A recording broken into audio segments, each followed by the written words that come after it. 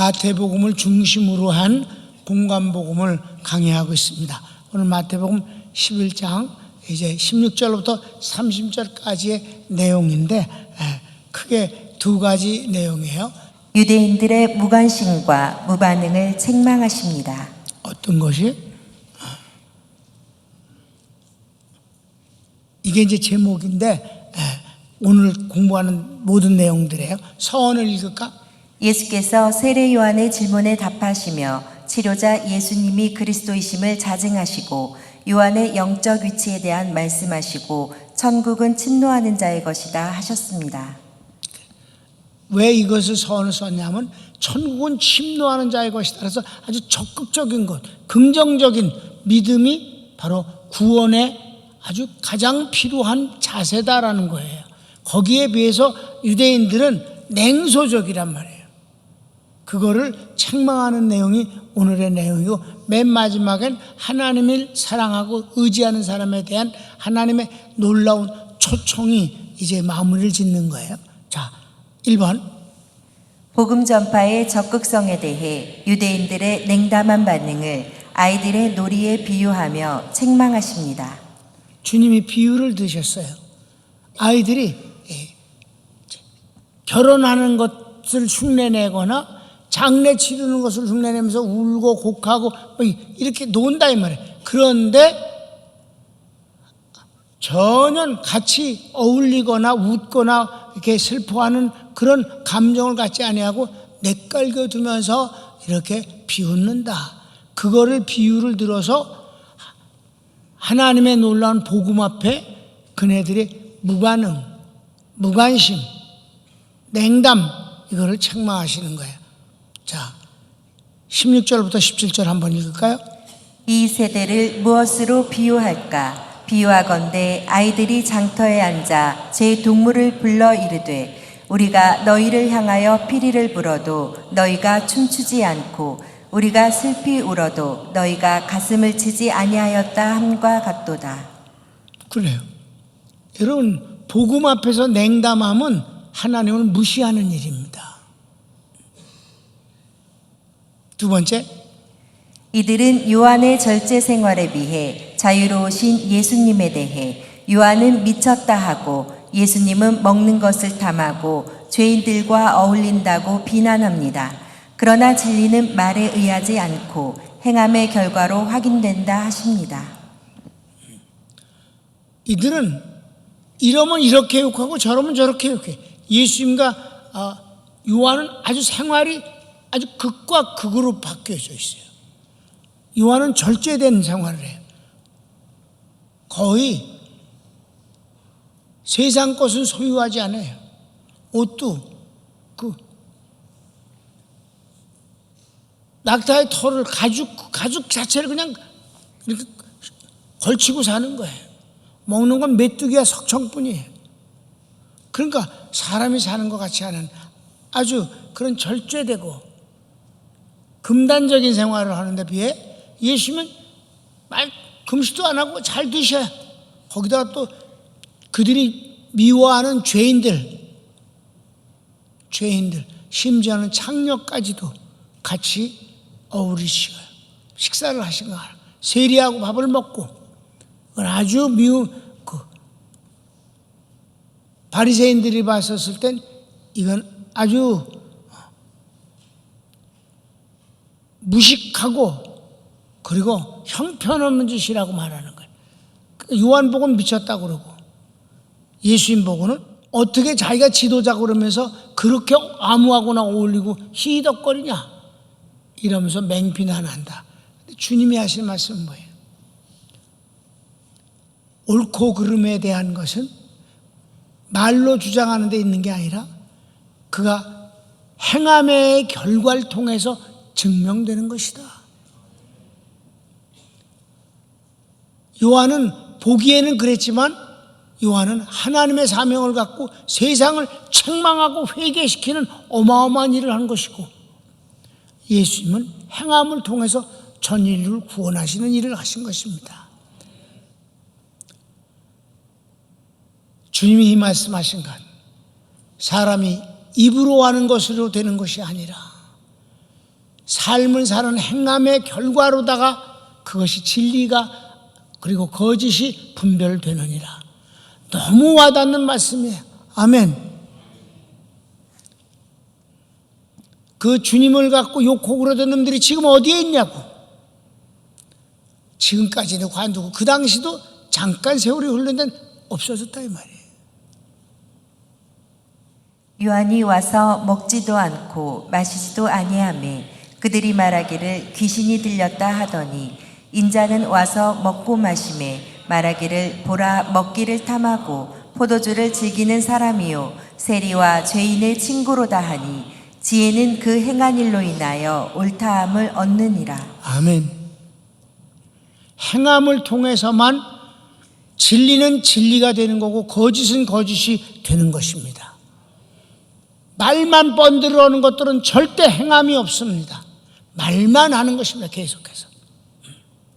우리는 진리 안에서 행하는 예수님을 본받아 삽니다. 3번. 불신앙의 집단을 책망하십니다. 예수께서 권능을 행하시고 복음을 전파하시며 병자를 고치신 고라신, 벳세다 그리고 가버나움의 사람들이 회개하지 않는 것을 이방 도시 즉 복음을 받지 않은 사람들보다 더 악하다 하시며 심판을 면치 못한다 하십니다. 이방인 도시엔 주님이 안 가셨어요. 이때까지. 그리고 주님 생애는 별로 안 가셨어요. 이방인 도시에는. 그래서 사마리아를 거쳐 가셨을 뿐입니다. 그런데 유대인들에게 그렇게 복음을 전하시는데도 불구하고 그들이 병도 낫고 은혜도 받았는데도 불구하고 여전히 주님에 대해서는 냉담하다 이 말입니다. 구원받지 못한 영혼들의 악함을 주님이 지적하시는 거예요.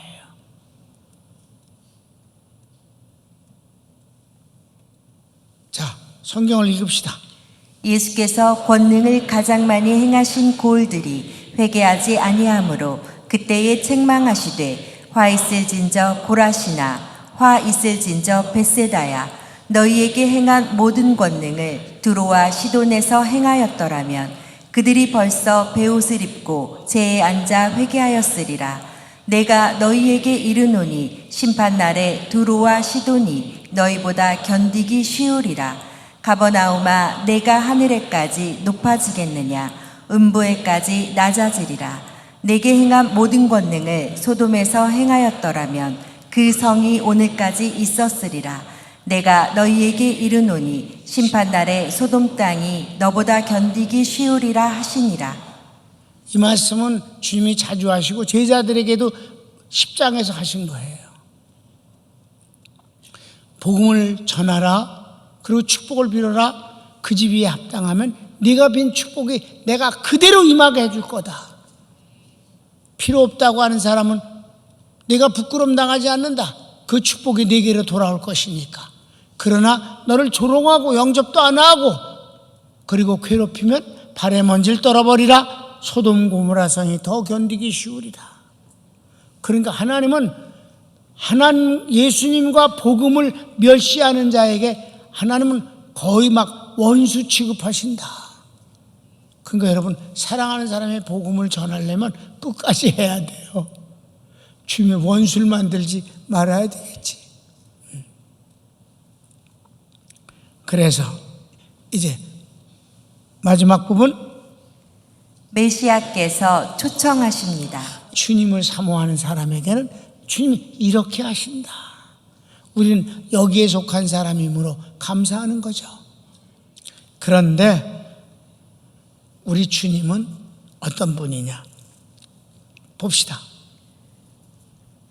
예수님의 생애는 환영과 거부가 항상 함께 나타납니다.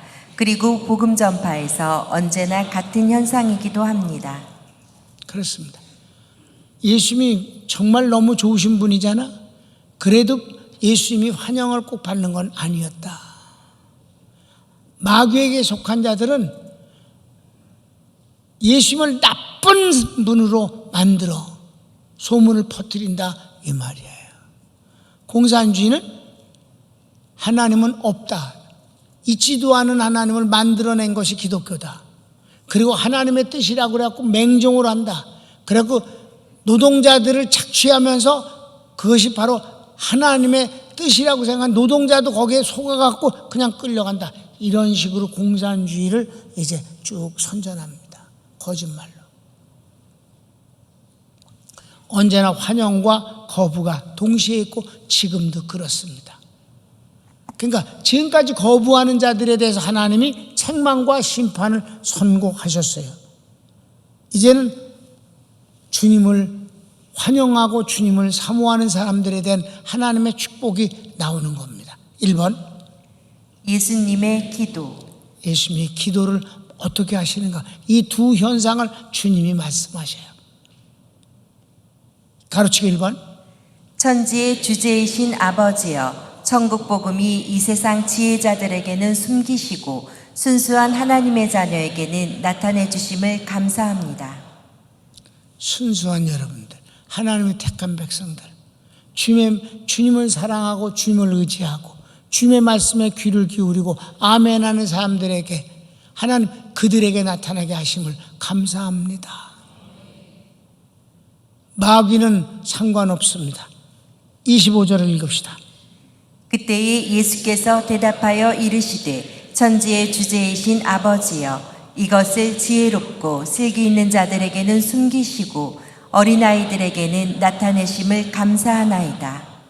세상에서 교만하고 잘난 척하는 자들은 주님을 안 믿는다. 오히려 순결한 어린아이 같은 영혼을 가진 자들을 축복해 주소서. 2번, 이것이 아버지의 뜻입니다. 이게 아버지의 뜻이라는 거예요.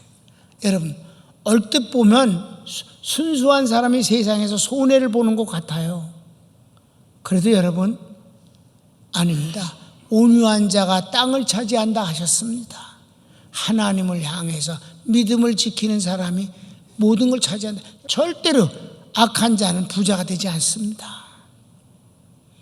끝내는 어때? 잠깐은 뭐가 되는 것 같아도 끝내는 어디서 살까? 감옥에서 살지. 이것이 아버지의 뜻입니다. 이게 중요한 거죠. 하나님은 끝내는 성공하시는 분이고 하나님께 붙어있는 사람도 끝내는 평안해지는 것입니다. 26절, 옳소이다. 이렇게 된 것이 아버지의 뜻이니이다. 여러분, 주님 뜻 안에 있는 주인공들입니다. 악하지 않아도, 강한 척하지 않아도 괜찮습니다. 주님의 은혜 안에 살면 그 자체가 이미 승리예요. 3번, 아버지께서 예수님께 모든 것을 주셨으므로 아버지만 아들을 아시고 아들과 아들의 계시를 받은 성도만 아버지를 압니다. 이게 바로 하나님과 예수님은 잘 아는 사이인데 하나님이 택한 그리스도 안에 있는 우리들도 아버지를 잘 안다는 거예요. 생전 얼굴 보지도 못한 하나님을 우리가 너무 잘 알아서 하나님 앞에 매일 기도하지 않느냐 이 말이에요. 그분으로부터 응답과 인도하심을 받고 사는 것이 성도입니다. 그걸 예수님이 기도하시는 거예요. 아버지와 내가 서로 잘 아는 사이인 것처럼 아버지가 택한 내게 속한 사람들도 아버지를 잘 알고 있습니다. 이게 축복입니다 하는 거예요. 성경을 27절, 내 아버지께서 모든 것을 내게 주셨으니 아버지 외에는 아들을 아는 자가 없고 아들과 또 아들의 소원대로 계시를 받은 자 외에는 아버지를 아는 자가 없느니라. 아멘. 자, 이제 바로 이렇게 말하고 이런 택한 백성을 향해서 주님은 뭐라고 그러시나, 이 어려운 세상을 사는 우리들을 향해서 하시는 것이 2번, 메시아가 사랑하는 자들을 초청합니다. 혼자 거기 있지 마라. 나한테 와. 나한테 가까이 와라. 아주 가까이 와라 하시는 거예요. 1번, 수고하고 무거운 짐진 자들아 내게로 오라. 내게 쉬게 하리라. 내가 쉬게 해줄게. 세상에 어려운 짐을 지고 있는 너희들을 내가 널 쉬게 해줄 수 있다. 내게로 와. 왜? 세상에 무거운 짐이 너무 힘들지 않느냐? 쉬게 하는 방법이 있어요. 주님이 잘 들어야 돼. 이거 여기서 오래 해야 되는데 지금 시간이 없기 때문에 금방금방 합니다. 2번 나는 마음이 온유하고 겸손하니 나의 멍에를 메고 내게 배우면 쉼을 얻으리니. 자, 방법이 뭡니까? 그랬더니 무거운 짐은 벗어버리고 내가 내게 주는 짐을 지어라는 거예요. 그냥 할렐레하고 그렇게 돼서 쉬는 게 아니라는 거예요. 짐을 바꿔지는 거예요. 아멘. 세상 짐은 잔혹하고 너무 무거워서 쓰러질 것 같이 힘들지. 내가 주는 짐을 네가 매야 돼. 그리고 나한테서 배워라. 그러면 쉼을 얻는다. 아멘. 그러니까 그냥 헬렐렐레를 하고선 예수 믿으면 거저되는 게 아니에요. 여러분, 원래가 세상엔 공짜가 없습니다.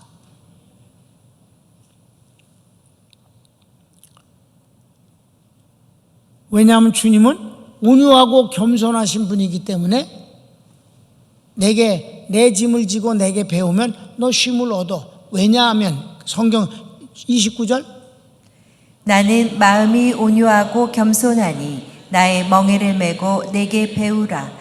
그리하면 너희 마음이 쉼을 얻으리니.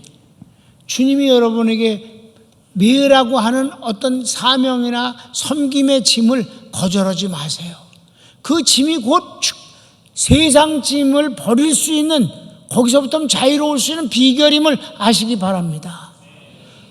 바꿔 매라 이 말에 바꿔서 차라리 주님의 짐을 매라는 거예요. 왠지 아세요? 세상 짐은 수고하고 무거운 짐을 졌지 않냐. 근데 내 짐을 져. 그리고 내게 배우면 너 쉼을 얻는다. 왜냐하면 3번 마지막, 왜냐하면 내 멍에는 쉽고 가볍기 때문이다. 아멘. 세상의 무거운 짐은 벗어놓고 내 짐을 지고 내게 배워. 그럼 쉼을 얻는데, 왜냐하면 왜 쉬운 줄 아니? 내 짐은 가볍기 때문이라. 여러분, 주님을 섬기는 일이 여러분 직장 다니는 거하고 어떻게 비교해 보세요. 주님 섬기는 일이 훨씬 쉽습니다. 아멘. 세상의 일보다 훨씬 쉬운 게 주님의 일이에요. 아니에요. 주의 일이 훨씬 어렵죠. 그래서 여러분, 내가 선교사들한테 징징거리지 말라. 그리고 지나치게 수고하는 척하지 말라. 그럼 그거 짐 벗어버리고 한번 세상 짐을 지어볼래? 어떤가? 주님의 짐이 무겁다고 징징거리면 주님을 원망하는 거예요. 주님을 거짓말쟁이 만드는 거야. 하나님의 일은 즐겁게 할 수 있어요. 기쁘게 할 수 있는 일입니다. 정말 그렇게 생각하시면 아멘. 아주 세상 짐을, 그 무거운 짐을 벗을 수 있는 놀라운 비결이에요. 주님이 초청하시는 거예요. 자, 내 사랑하는 자들아, 내가 너를 초청한다. 사랑하는 여러분, 주님의 일은 어렵지 않다고 주님 분명히 말씀하셨어요. 그런데 너무 어려운 척하고 너무 많은 희생을 하는 것 같이, 많은 고난을 받는 것 같이 그렇게 하지 맙시다. 하나님은 특별한 예배도 아니라고 그랬습니다. 소중한 예배라고 하셨습니다. 우리는 그분을 소중히 여겼고 그분 앞에 예배 드리는 걸 소중히 여겼을 뿐입니다. 그래서 변함없이 그저 팬데믹 때 예배를 드렸을 뿐인데, 하나님은 우리를 소중히 여기셔서 어떤 응답을 주셨어요? 6월의 축복을 주셨습니다. 6월의 축복이란 뭡니까? 병이 안 든 겁니다. 그게 그냥 정상일 뿐입니다. 특별하지 않았습니다. 사랑하는 관계는 이런 것이며 주님의 멍에는 이런 것입니다. 가벼우니라. 그럼 내가 세상의 짐을 지지 않게 되는다. 무거운 짐을.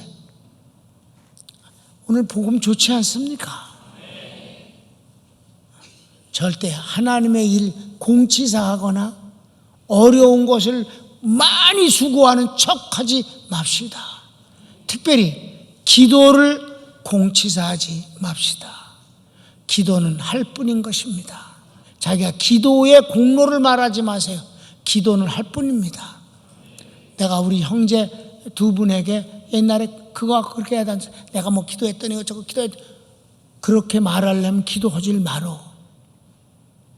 기도한 건 그냥 입 다무는 거야. 응답은 주님 거니까 당신 자랑이 아니잖아. 다시 기도는 할 뿐입니다. 기도를 할 뿐입니다. 기도조차 공로로 만들지 마세요. 응답이 중요한 것이지 기도가 중요한 겁니까? 기도를 하는데 얼마나 고생을 했다고. 우린 공로를 내세울 게 없어요. 주님의 은혜만 큽니다.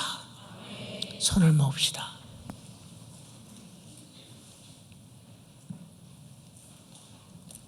내가 여러분한테 내가 기도 많이 하는 척 합니까? 주님은 기도 많이 하라고 하신 적이 없어요. 쉬지 말고 기도하라고 했을 뿐입니다. 무슨 뜻입니까? 하나님의 실존을 항상 의식한다는 뜻입니다. 하늘에 계신 우리 아버지 이렇게 격식을 따져서야만 하는 게 기도가 아닙니다. 언제나 주님을 생각하는 그 자체가 기도가 아닙니까? 다 같이 주여 한번 부르기도 합시다. 주여